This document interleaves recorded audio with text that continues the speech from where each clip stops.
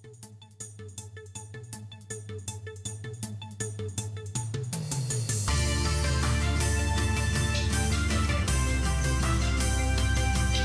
nggak selama ini memang diam Pak ya, mulai berdirian pabrik mie ini bisa langsung mengalir ke ini lahan keluarga saya seluas 3,5 hektar ini. Pada saat itu eranya Pak Sampur waktu itu, Kepala Desa Pak Kades Sampur waktu itu.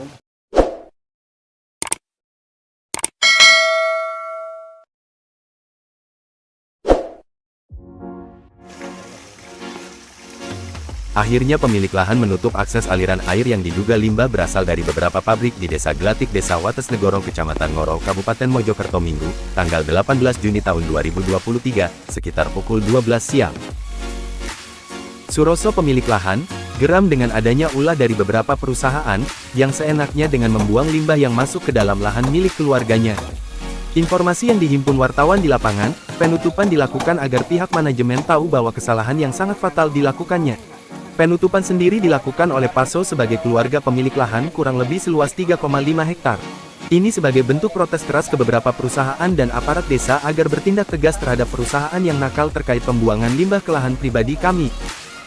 Suroso pemilik lahan mengungkapkan, hari ini kami lakukan penutupan di saluran ini sebagai protes keras dan tegas agar perusahaan yang membuang limbah di saluran ini agar menghentikannya. Karena air yang diduga limbah buangan ini masuk ke lahan saya. Saya tutup saluran ini sebagai bentuk protes ke perusahaan, agar menghentikan pembuangan limbah. Sehingga lahan kami tidak menjadi sarang limbah, ungkap Suroso.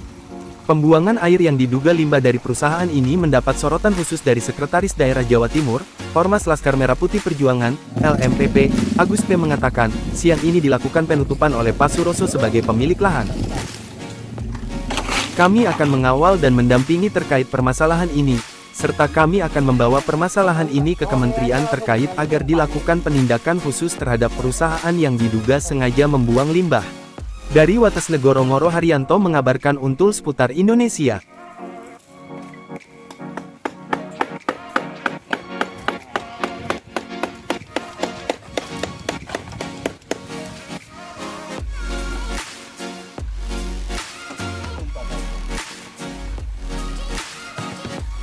Rekan-rekan media, kami bersama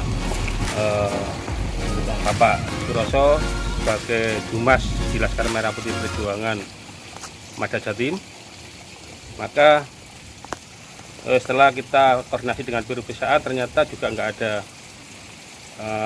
pemecahan permasalahan yang bisa untuk dijadikan patokan terkait dengan permasalahan Pak Suroso. Menurut pemecahannya nggak ada, terpaksa Bapak Suroso menutup untuk sementara, ya, untuk sementara terkait dengan apa aliran sungai ini yang mencemari lingkungan dari tanah Bapak Suroso. Jadi intinya itu kemungkinan besok pagi atau siang akan kami pondasi sesuai dengan permintaan Bapak Suroso terkait akan dijadikan alih fungsi bangunan. Jadi itu.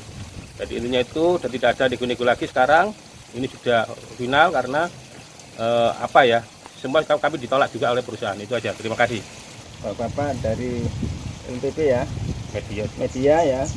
Persoalannya saya nggak selama ini memang diam Pak ya, mulai berdirian pabrik mie ini bisa langsung mengalir ke ini lahan keluarga saya seluas 3,5 hektar ini.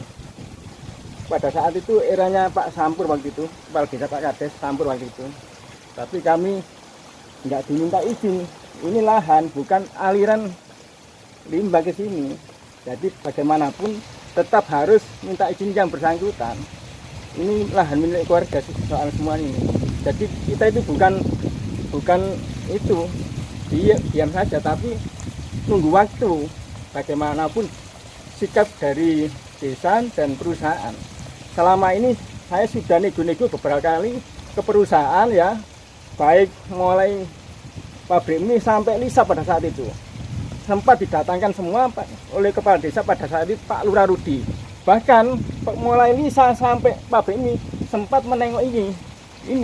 Karena ini lahan warga harus segera diselesaikan. Tapi sampai saat ini nggak ada penyelesaian. Ya, jadi gini saya tambahi, bahwasannya dari perjanjian awal ini dibuat untuk pembuangan saluran air sebetulnya. bukan limbah, makanya terjadinya sistem kontrak itu. Nah, setelah berakhir, maka kemarin itu dia ketakutan karena ujung-ujungnya yang keluar bukan air tapi limbah. Nah, yang dikhawatirkan Bapak Suroso adalah nantinya limbah itu akan merusak lingkungan, jadi beliaunya tidak mau kontrak lagi. Jadi intinya kayak gitu. Maka untuk sementara waktu sambil nanti mencari solusi, nantinya akan bikin saluran air sesuai dengan produk undang-undang terkait dengan penggunaan IPAL, instalasi pembuangan air limbah. Jadi itu. Kami berharap nanti pihak perusahaan dan pihak perangkat desa agar paham dengan IPAL itu. Bagaimana? Jangan merekayasa permasalahan ini untuk dibuang dengan sistem kontrak atau sistem pakai kontribusi. Itu bagi saya sangat tabu. Jadi intinya menyikapi permasalahan ini Pak Suroso tidak akan kembali mengulangi dengan sistem kontrak dan akan terjerat hukum lebih jauh lagi. Terima kasih gitu aja.